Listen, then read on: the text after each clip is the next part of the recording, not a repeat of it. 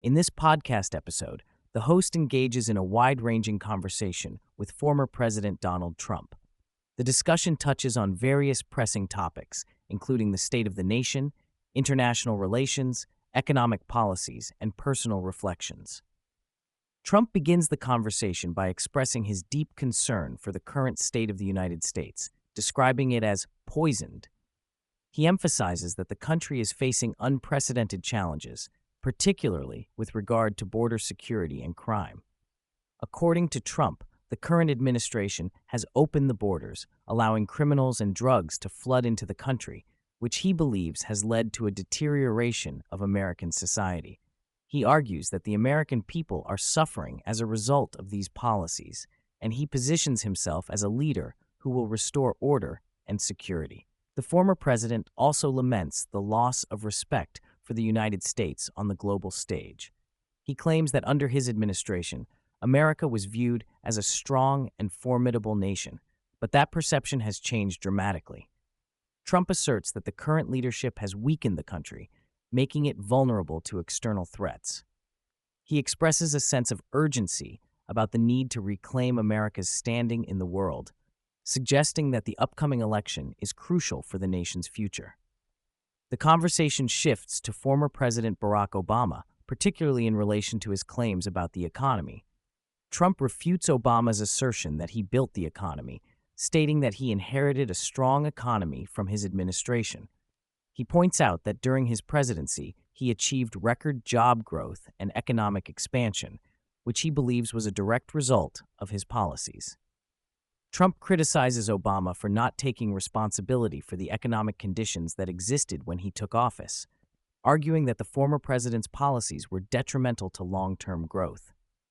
Trump also addresses Obama's recent comments regarding the economy, suggesting that they reflect an underlying anger and resentment.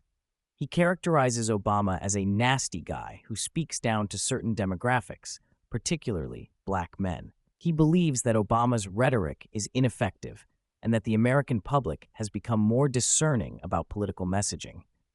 He posits that the Democrats are losing ground with key voter demographics, particularly among black men, and that this trend could significantly impact the 2024 election.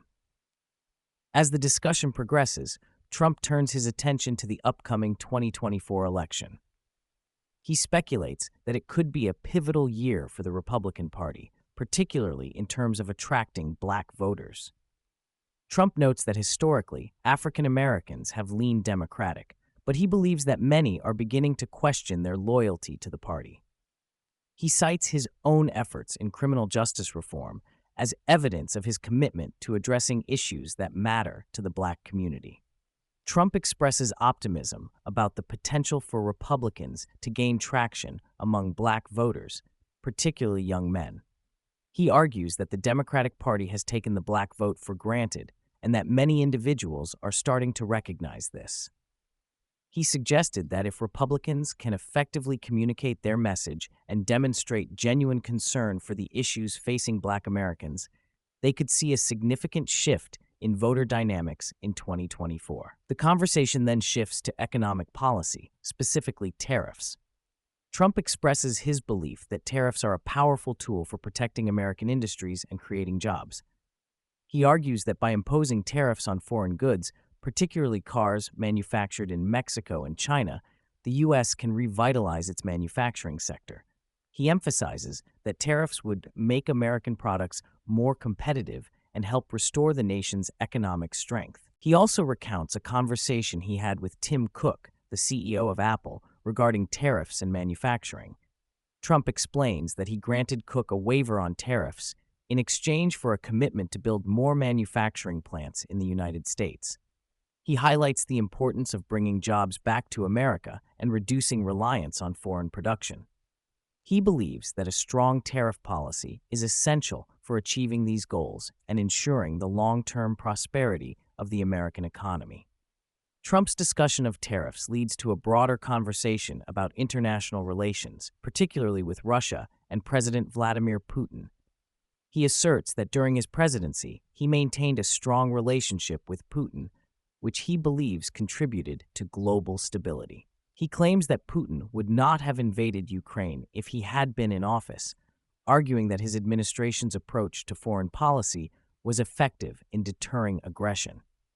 He also criticizes the current administration's handling of the Ukraine crisis, suggesting that Biden's rhetoric and actions have emboldened Putin. Trump expresses concern about the potential for escalating conflict and emphasizes the need for strong leadership in foreign affairs. He reiterates his belief that he could resolve the situation in Ukraine quickly if elected, citing his previous successes in negotiating peace and stability during his presidency. The conversation then turns to Iran, where Trump discussed his administration's approach to the country and its nuclear ambitions. He expresses a strong stance against Iran obtaining nuclear weapons, stating that it poses a significant threat to global security. He recounts his decision to withdraw from the Iran nuclear deal, which he characterized as a disastrous agreement that failed to prevent Iran from pursuing its nuclear program. Trump also highlights the economic impact of his sanctions on Iran, claiming that they effectively crippled the country's economy. He expresses confidence that if he were to return to office, he could negotiate a better deal with Iran that would prevent them from acquiring nuclear weapons while also allowing the country to thrive economically. He believes that a strong and assertive approach is necessary to address the challenges posed by Iran and ensure regional stability. Throughout the podcast, Trump also addresses the role of media in shaping public perception and political discourse. He criticizes mainstream media outlets for their bias and dishonesty, claiming that they have contributed to a decline in public trust. He argued that the term fake news has become synonymous with corrupt journalism, and he expresses pride in coining the phrase. He reflects on his experiences with the media during his presidency, describing how he was often misrepresented and attacked. Trump emphasizes the importance of holding the media accountable for their reporting and suggested that the decline in trust is a direct result of their failure to provide accurate information. He believes that a more honest and transparent media landscape is essential for a healthy democracy. As the conversation progresses, Trump shares personal reflections about his family, particularly his son Barron.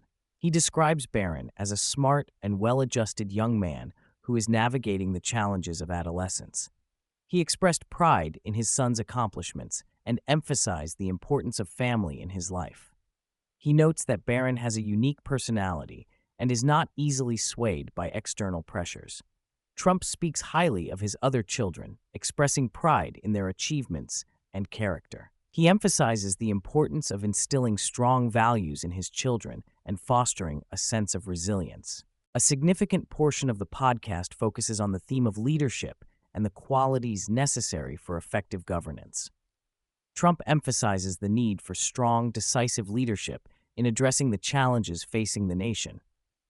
He argues that the current administration lacks the necessary vision and competence to lead effectively, resulting in a decline in American standing both domestically and internationally. He contrasts his leadership style with that of his predecessors, asserting that he is unafraid to make tough decisions and take bold actions.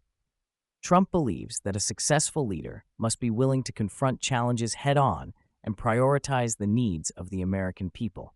He expresses confidence in his ability to lead the country back to greatness if given the opportunity.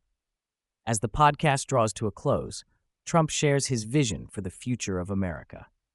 He expresses optimism about the potential for a resurgence in American strength and prosperity, but he also acknowledged the challenges that lie ahead. He emphasizes the importance of unity and collaboration among Americans to achieve common goals. He calls for a renewed commitment to American values and principles, urging citizens to take an active role in shaping the future of the nation.